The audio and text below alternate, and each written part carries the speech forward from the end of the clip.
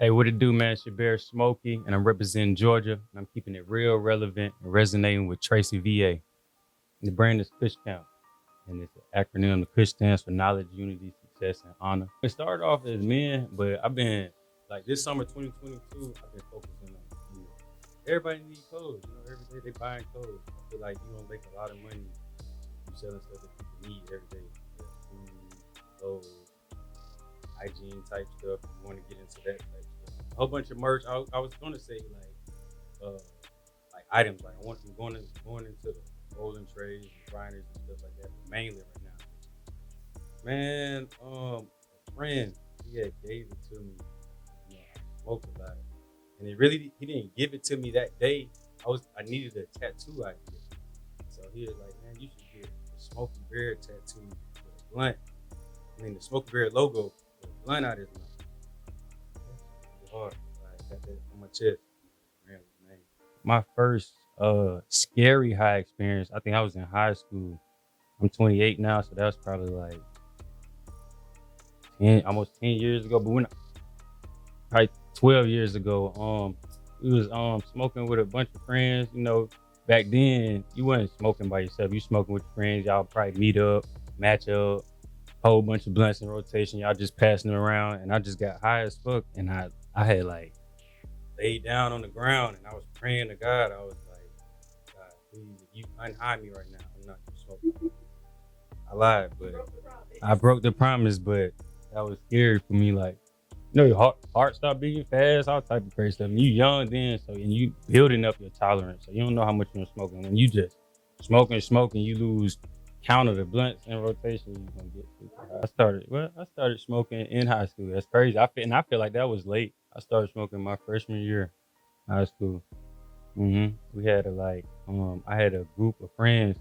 That's how the KUSH camp originated. It really was my partners, my homies. We used to all meet up, smoke, talk about some two of them, half of them was like conscious, and the other half of us, it was more on the conscious tip. The other half of us, we probably making music, entertaining, but we formed this bond. We went by another name then, but when I graduated and I got with this label, they told me like you need a brand name, something that's gonna help you uh gain more followers and attract people to you instead of just you know what I'm saying? Give them something to feel a part of. So that's when came up with the name KUSH Camp.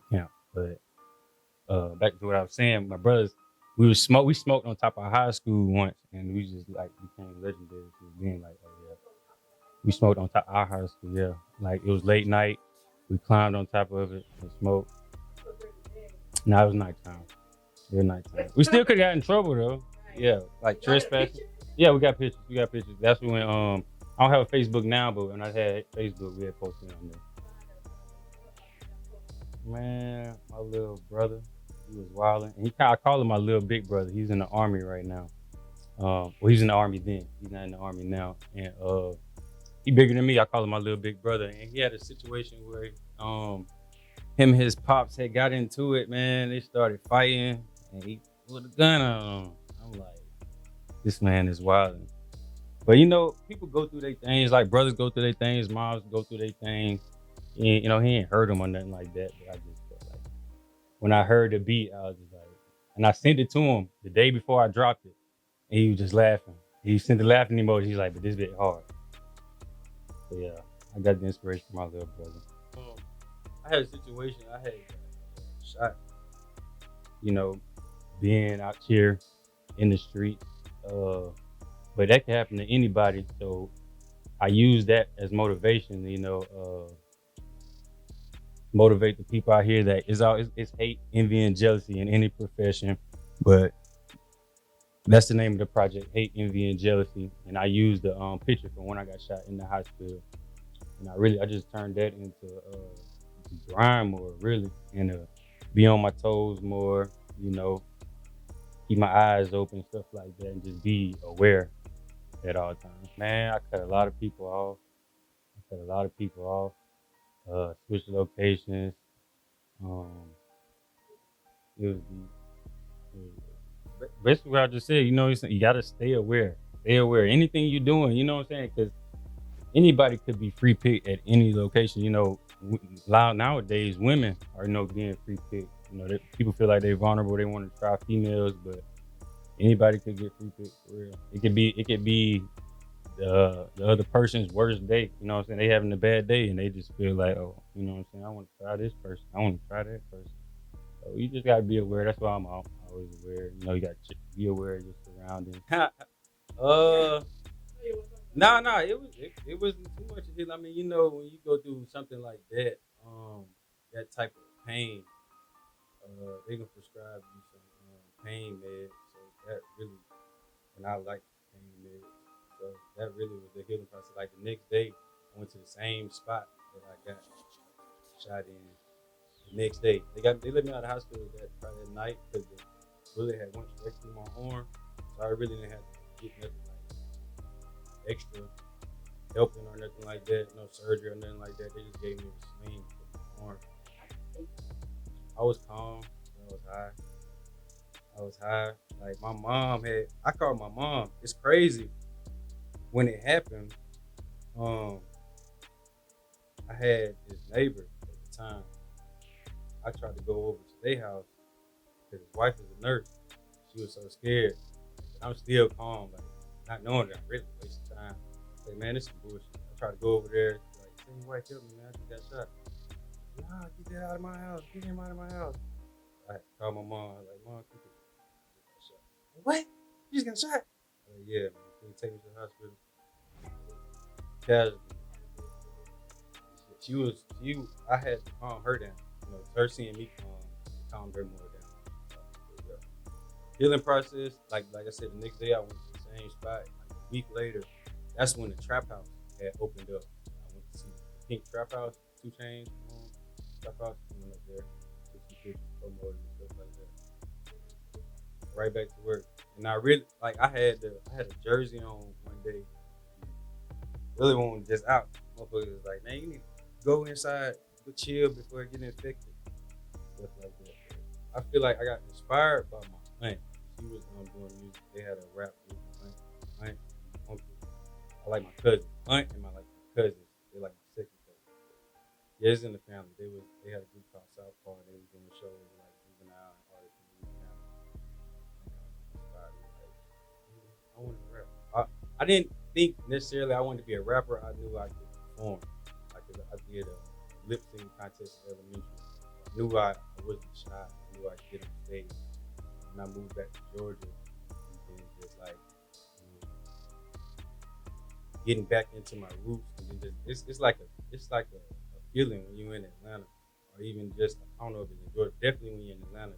But for me, when I got back to Georgia, it's just a feeling that you get back. I did get on that music. I think it was the first person. Yeah, not a lot of people, but I can't remember the first person.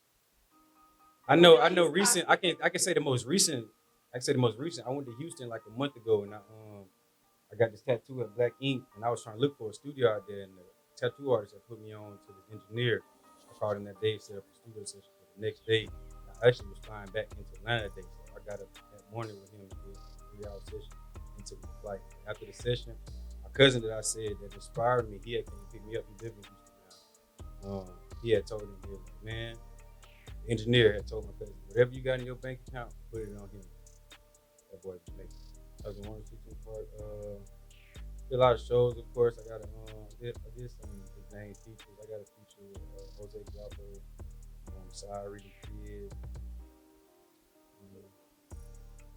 Yeah, those 2 artists live in Atlanta. I got some, and I got mixtape. I think my first major mixtape dropped in 2013. I got 3 DJs hosting. I feel like that was the biggest accomplishment. My mom, man, she used to play a lot of Tupac, Lucy. Like she used to have Tupac's Brenda Got a Baby on cassette tape. She would play it on a TV. So, that inspired me. Seeing something like that, like boy Pop for real. I think this is after the past. This is after the past. So, that was tough. Did a lot of Boosie.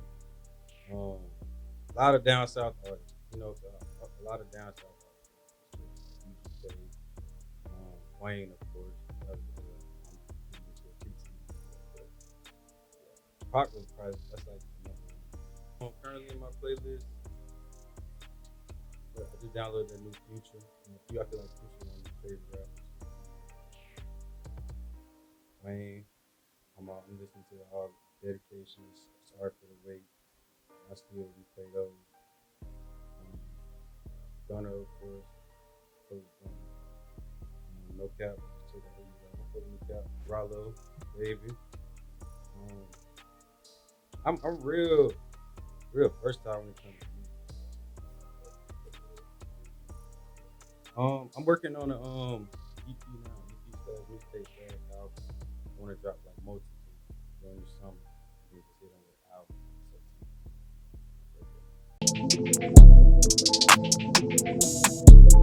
September.